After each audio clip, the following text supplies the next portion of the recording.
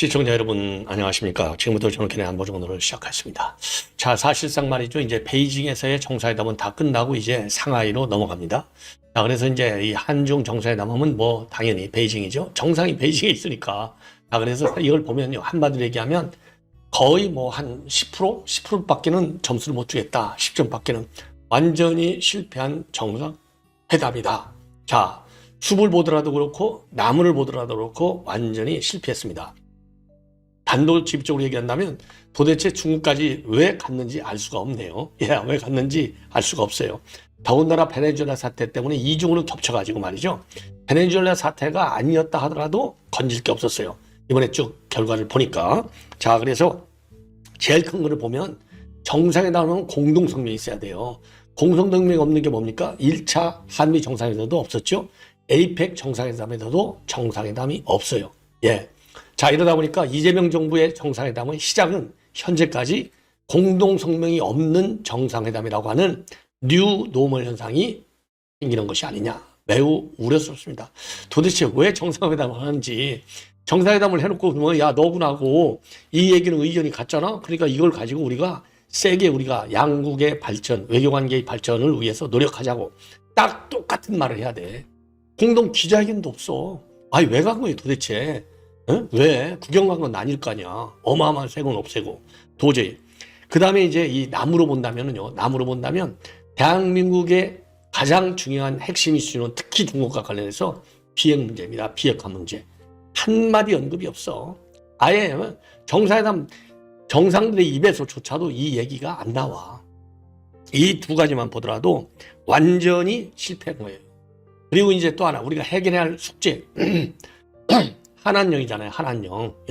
이 한한령이 뭡니까? 이게 사드 배치 문제 때문에 벌어진 중국의 한국에 대한 보복 조치 여태까지 안 풀리고 있는데 이거를 못 풀고 와. 이거를 한 치 앞도 못 나간 거예요. 그 다음에 요즘 새롭게 도달한 게 뭐예요? 서해 공정이잖아요. 서해 공정. 구조물 설치한 거. 서해 공정에 대해서도 건설적 협의를 한다? 이게 무슨 놈 여기다가 왜 건설적 협의라고 하는 것은요. 북한 문제, 북한 핵 문제 할 때 중국의 역할을 때 건설적이라는 말을 많이 써요. 아니 여기도 물론 뭐 쓰지 말라는 부분 어디 없지. 건설적 협의하겠다는 것은요. 내 마음대로 그냥 갈 테니까 한국 너희들 더 이상 시비하지 마. 너희들 시비해봐야 전혀 씨알이 안 먹혀. 알았지? 더 이상 걸어놓지 마. 딱 이 얘기예요. 응? 외교적으로 건설적에서 뭐 큰 기대하는 것 같지. 이러다 보니까 대만 언론에서 사요사다. 네 가지를 요구하고 네 가지를 풀어주겠다. 네 가지 요구하는 것은 예를 들어서 삼불정책이나 마찬가지인 거예요. 강경화가 얘기했던 문재인 정부에서 삼불정책이 뭡니까?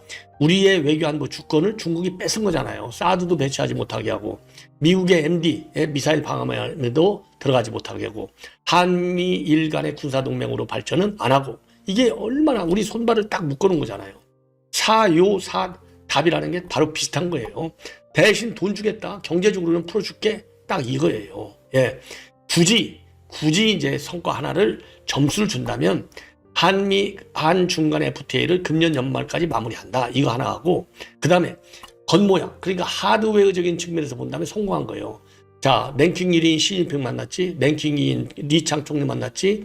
랭킹 3위인 국회의장 국회의장 자오로지를 만났지.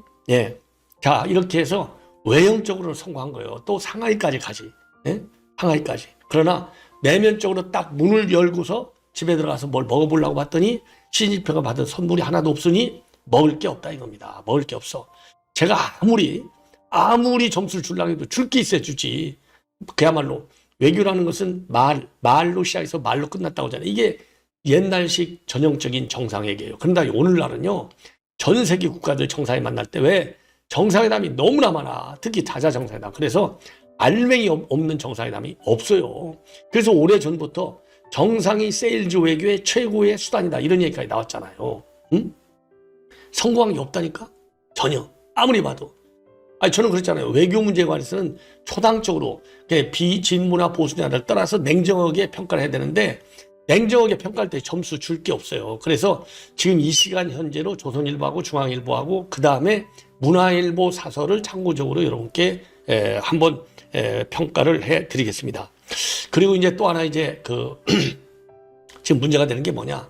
자, 이게 이게 말이죠. 그럼에도 불구하고 중국은요, 이재명 대통령을 이용해 먹으려고 온갖 공작을 다 했어요. 심리전 공작 이르기까지. 그래서 인민일보라고는 제호 바로 밑에다가 눈에 팍 띄잖아요.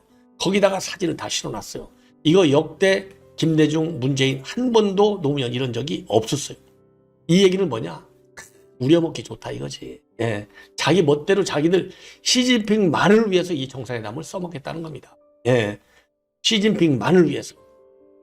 이 대통령과 대한민국을 위해서 이 정상회담이 쓰여지는 것을 용납하지 않겠다는 거예요. 이게 하나 있고, 그 다음에 딱 떨어진 날 베네수엘라 사태가 떨어진 거 아니에요. 베네수엘라 사태가 정상회담 하루 전날 떨어졌잖아요. 딱 쳐치고 들어갔잖아요.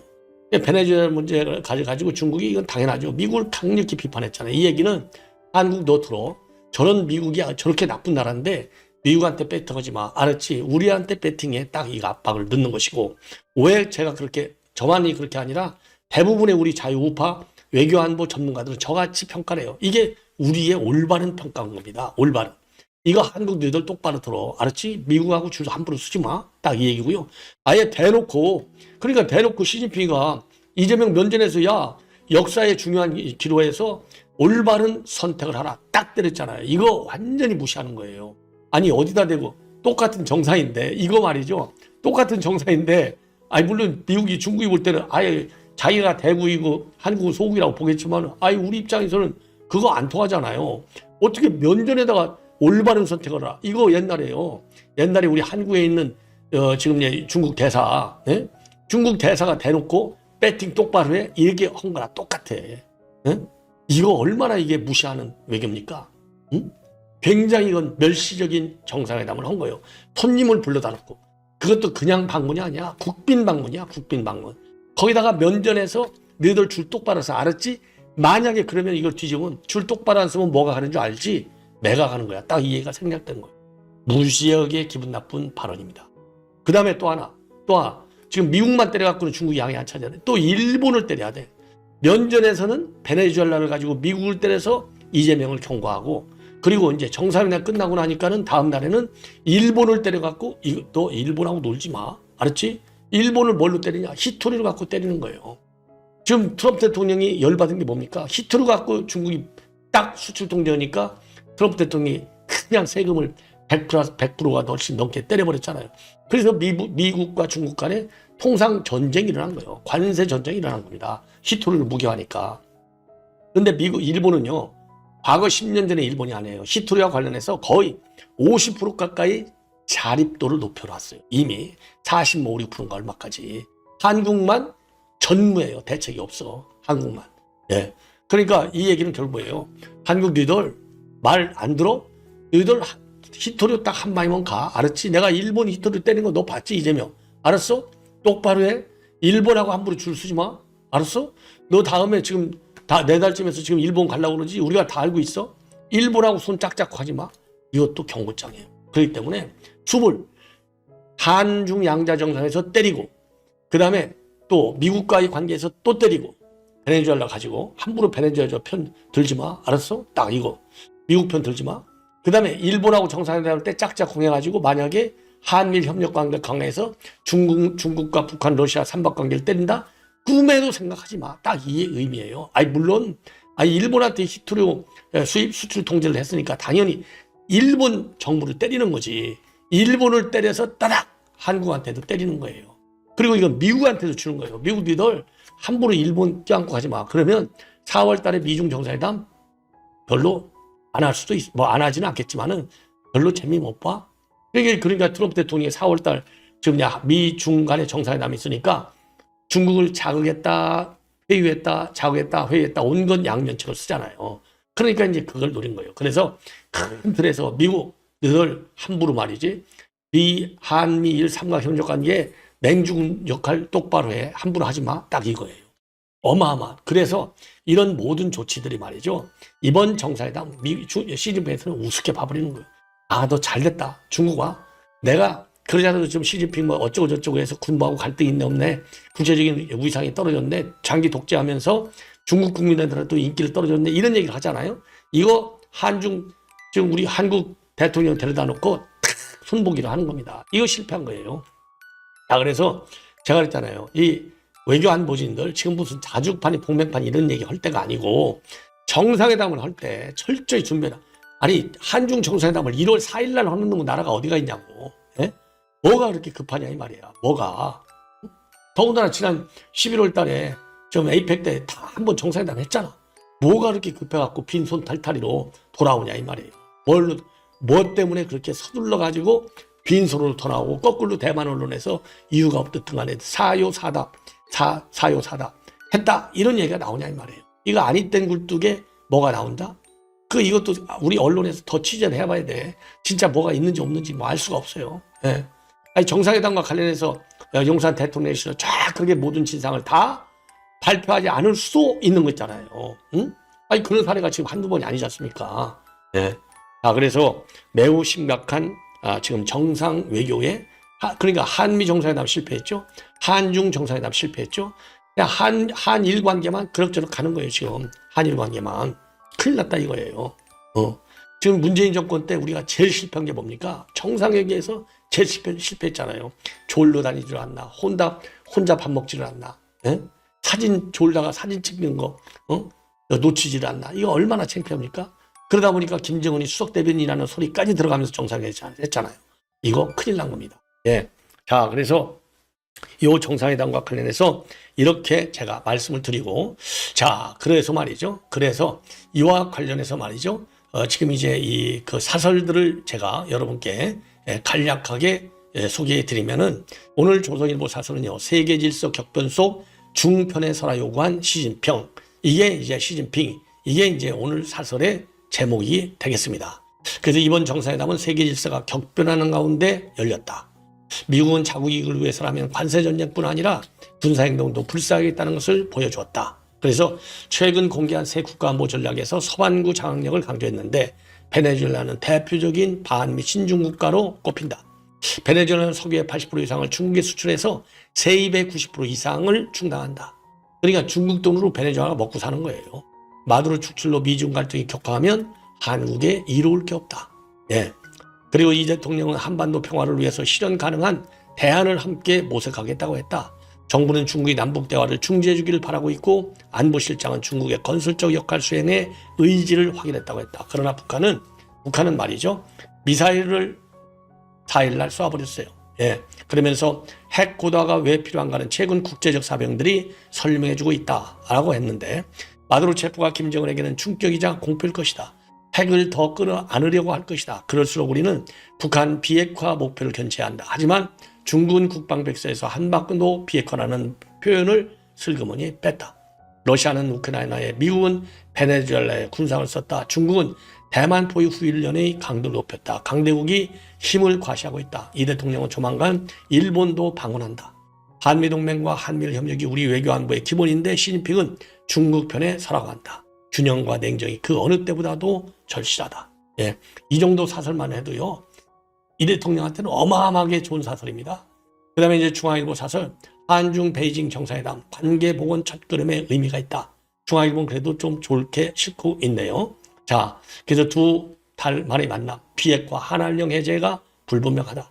북중러 연대 여파로 실용외교 기조 여파가 상당히 클 것이다. 이런 지금 얘기를 하고 있습니다. 자, 그러면서 말이죠. 예. 2016년도 사드 배치 결정 이후 진행되온 한한령 해제와 중국이 부단 설치한 서해 잠정 수역 내 구조물 철거 등 양국 간 갈등 현안도 명확한 해법 돈주를 도출해 전기를 마련하지 못했다. 강훈실 실장은 한한령 해제 가능성에 대해서 시간이 약간 걸릴 것이라고 했다. 이 대통령은 방중기가 상하이를 방문하는데 한 달 전 시 주석이 국빈 방문 중 스촨성을 찾은 에마뉴엘 마크롱 프랑스 대통령을 배려해 현지에서 오찬을 함께한 것과 대비된다. 이거 보십시오.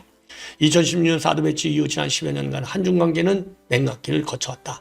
양국 정상의 상호 방문으로 관계 복원에 물꼬는 텄지만 아직은 갈 길이 멀다. 급한 사람이 손해를 본다. 긴 호흡으로 국익 중심의 실용 외교를 유지해야 한다. 자, 그리고요. 지금 이제 문화일보의 사설이 되겠습니다. 비핵화 언급조차 사라진 한중회담 관계 복원 갈 길 멀다. 네. 자, 그래서 지금 이제 이 얘기를 보면은 말이죠. 지금 이 사설을 보면 지금요. 그러니까 이제 역사의 올바른 편에 서서 전략적 선택을 해야 된다. 이것은 한국이 중국 편에 서야 한다는 압박으로 해석된다. 이번 정상회담을 남북대화의 돌파구로 삼으려 했던 정부의 기대와 달리 시 주석은 언지를 주지 않았다. 이게 이제 또 실패한 거예요. 점수를 못 따는 거예요. 그래서 이 대통령은 이번 회담에서 한중 관계의 전면적 복원이 견고해지는 결정적 계기라고 했고, 시 주석은 서로의 핵심 이익과 중대한 관심사를 배려하고 대화와 협상을 통해 이견을 적절히 해결한다고 밝혔다. 다양한 실무 논의가 이어질 것으로 보인다. 그러나 북핵 문제에 대한 발표는 없었다. 회담을 앞두고 위성락 안보 실장이 한반도 비핵화는 주변 국가의 이해가 걸린 문제라면서 내실 있고 실질적 논의가 있을 것이라고 예고했던 것과 정반대다. 그러니까 이게 실패한 거죠. 대만 문제가 중국의 핵심 이익이라면 북핵에게는 한국의 핵심 이익임을 밝히고 기록으로 남겼어야 했다. 회담 뒤 우리 실장은 중국은 한한령 존재 자체를 시인하지 않고 있다고 밝혀서 이 문제의 해결 전망 역시 불투명하다. 예. 자, 그리고 참고적으로 말씀이죠. 예, 참고적으로 말씀이죠. 요거 지금 그러니까 이제 예, 여러분들 이제 사제 예, 네 가지 요거 사답 네 가지를 요구해요. 네 가지를 뭘 요구하느냐? 미국과의 군사협력을 제한하라. 주한미군의 역할 확대에 반대하라. 인도태평양 전략에서 빠져라. 대만 문제에 대해서 중국 입장을 공개적으로 추정해라. 여기에 대해서 이 사답이 뭐냐? 한한령을 해제해주고 관광객을 증대시켜주고 특정 기업의 제재를 완화해주고, 이건 이제 하나오션이죠. 북한과의 대화를 중재해주겠다 이겁니다. 야, 이런 지금 우리가 무시까지 당하고 있어요. 한마디로 안보 문제에 대해서는 보복하고 경제 문화 교류는 무기화하며 이를 외교적 지렛대로 삼는 방식이 이게 사답이라는 겁니다. 예. 그래서 이런 걸 보고 우리가 어떤 교훈을 어디 하느냐? 안보와 경제를 분리하지 않는 국가와의 외교는 언제든 위험해질 수 있다. 둘째, 문화관광 교육을 정치적 무기로 사용하는 국가와의 관계는 본질적으로 불안정하다. 셋째, 실익 외교라는 이름으로 원칙을 흔드는 순간 그 대가는 반드시 더 큰 욕으로 돌아온다. 그래서 외교는 거래가 될 수 있지만 주권은 흥정 대상이 아니다. 동맹과 안보는 할인 대상이 아니며 문화 교류는 시혜가 아니다. 라고 하는 이런 점을 우리가 배워야 한다. 이렇게 우리가 결론을 내릴 수 있는 겁니다. 자, 이게 매우 심각한 거예요. 매우 심각한 이게 무시 현상이 이번에 나타났다. 예, 자오로지, 그 다음에 리창, 그 다음에 시진핑 세 권력서 1, 2, 3위를 다 만났지만은 얻어먹은 것은 하나도 없다가 결론이 되겠습니다. 자, 그리고요, 지금 이제 이 중국 지금 일본의 히토류 보복 조치를 했어요. 그러니까 단순하게 뭐 여행 안 시키고 무슨 그 일본 문화 중개 들어온 걸 막고 이런 차원이 아니라 아예 통상 기술 보복을 본격적으로 지금 시행하고 있는 겁니다. 무서운 일중 전쟁이 퍼진 거예요. 예. 자, 그래서 예, 그래서 이번에 말이죠. 일본을 이렇게 강하게 때린 것은 한미일 공조에 균열을 내겠다. 갈라치기 하겠다. 알았지? 딱 이거예요. 경고. 그래서 일본하고 지금 4달에 일본 정상회담 갖는다고 너무 가까이 하지 마. 딱 이겁니다.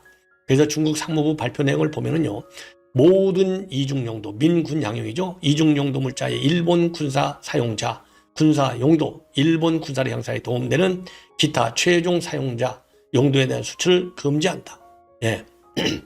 그래서 이 수출 통제 조치는 발표 즉시 시행되는 걸로 되어 있습니다. 그래서 중국에서요, 히토류와 관련된 기술은 이중용도 품목으로 묶여있기 때문에 이번 조치는요, 중국이 일본을 겨냥한 가장 센 보복 카드로 일궈지고 있어요. 자, 히토류는 전기차 모터라든가 2차 전지, 반도체, 풍력 발전, 터빈, 미사일 시스템 등에 두루 쓰이며 첨단 산업의 비타민이라고 불릴 정도가 된 겁니다. 그래서 군수장비 등의 필수적인 영구 자석 제조의 핵심 소재이기도 하고 중국은 미중 무역 분쟁을 거치면서 최근 수년 동안 보복수단으로 활용 가능한 이중용도 물품 관리를 굉장히 강화했어요. 그리고 중국 상무부는 제3국을 통한 우회 거래도 차단한다. 그러니까 뭐 싹 아예 그냥 딱 고립시켜버리는 거예요. 지금 일본을. 예, 그래서 다른 국가나 지역의 조직 개인이 중국 조치를 위반해서 중국이 원상지인 이중용도 물자를 갖다가 일본의 조직과 개인에 이전, 제공할 경우에는 법적 책임을 추궁하겠다라고 발표문에 명시했습니다. 자, 이것은요, 세컨더리 보이콧 성격의 경고 조항이라고 해석될 수 있어요. 자, 그래서 이거는 최고 센 강도의 지금 제재에 돌입했다 이렇게 보여지고요. 그리고 지금 이란이 난리가 났습니다. 자, 경제난 어마어마하게 심각하죠. 그래서 지금 이 어린이를 포함해서 최소 35명이 숨지고요. 35명이 숨지고 어마어마한 거죠. 그리고 이제 시위 참가자가 29명, 어린이 4명, 이란 보안군 2명 이렇게 35명이 숨졌고, 그리고 지난 12월 28일 시위가 시작된 이후에 1200명 이상이 체포돼서 당국에 구금되어 있는 것으로 보입니다. 그리고 이번 시위가 일주일 넘게 계속되고 있는데 이란 전체 31개 주 가운데 27개 주 250여 개 지역으로 확산되고 있다고 합니다. 자, 그래서 말이죠. 지금 이란 사태가 걷잡을 수 없이 커지고 있어요. 그리고 시위대의 폭력성이 굉장히 세다라고 하는 것을 이란 정부는 부각시키고 있습니다. 자, 그러니까 이렇게 자기네가 지금 뭐라고 그래요? 시위 봉쇄 조치를 취하지 않을 수 없다. 그러니까 이란 정부 당국의 강경한 시위 대책이 타당하다. 이거를 강조하려고 폭력성을 부각시키는 겁니다. 한마디로 해서 미국이 함부로 해서 지금 거기도 들어오지 마. 이 얘기나 마찬가지인 거예요. 왜? 이게 이제 이 시위 진압이 이제 지나칠 경우는 좀 트럼프 대통령은 개입하겠다. 이렇게 공개적으로 지금 입장을 내놨지 않습니까? 여기에 대해서 미국 함부로 까불지 마. 들어오지 마. 딱 이 협박을 하는 거나 마찬가지가 되겠습니다. 지금 무서운 국제 분쟁이 지금 속발하고 있어요. 자, 그리고 말이죠. 이 배우 고아라 씨가 오늘 지금 안성기 배우 고인의 지금 장례식장을 찾아서 오열을 했다고 합니다. 그리고 반기문 총장도 빈소를 찾았습니다. 왜냐? 반기문 총장이 현직에 있을 당시에 유니세프 친선 대사로 활동하면서 인연을 맺었다고 합니다. 자, 그래서 세계 어려운 아동들에게 희망을 주는 역할을 많이 하신 분이다. 자, 이런 입장을 내놨고요. 그리고 영화 페이스메이커로 호흡을 맞췄던 배우 고아라도 조문을 마친 뒤에 눈물을 흘리며 한동안 말을 잇지 못했다고 합니다. 이 배우 고아라 씨는요, 안성기 선배님과 함께 작업할 수 있어서 영광이었다. 존재만으로도 참 본보기가 되어 주셨다. 현장에서는 어디서나 항상 가르쳐 주시고 많은 배움을 받은 점을 잊지 않겠다. 그리고 현장에서 재치 있고 유머 있게 분위기를 만들어 주셨는데 현장에서의 모습만으로도 많은 것을 배웠기에 앞으로 더 잘 새기면서 지내겠다고 지금 입장을 내놨습니다. 그리고 차인표도 말이죠. 주문한 뒤 SNS에 글을 올렸어요. 변변찮은 후배를 사랑해 주시니 감사하고 영광이었다. 언젠가는 꼭 갚아야지 했는데 20년이 지났고 미스커피 한 잔 타드린 것 말고는 해드린 게 없고 감사했고 하늘에서 만나면 갚겠다. 그리고 나경원 의원도 빈소를 찾아서 고인을 애도했습니다. 자, 안성기 선생님과는 공적인 사적인 인연이 있어서 조문을 받다. 따뜻함 속의 절제에 대해서 늘 존경하는 마음이었고 투병 중에도 후보와 영화인을 향한 관심과 애정을 끝까지 놓치지 않으셨던 분이다. 정치권에서 정치적인 도움을 요청하기도 했는데 배우로서의 소신을 지켰고 영면하셨으니 안식을 취하기 바란다. 자, 그럼 말이죠. 오늘 또 전도연, 하지원, 차인표, 정재현, 옥태견, 박명훈, 김보연, 김재욱, 장항준 감독. 장항준 감독도 갔군요. 그리고 이성미 코미디언. 그리고 우상호 정무수석, 김동연 경기지사, 전 야구선수 박찬호가 다녀갔습니다. 다시 한번 고인의 명복을 빌겠습니다. 대단히 고맙습니다.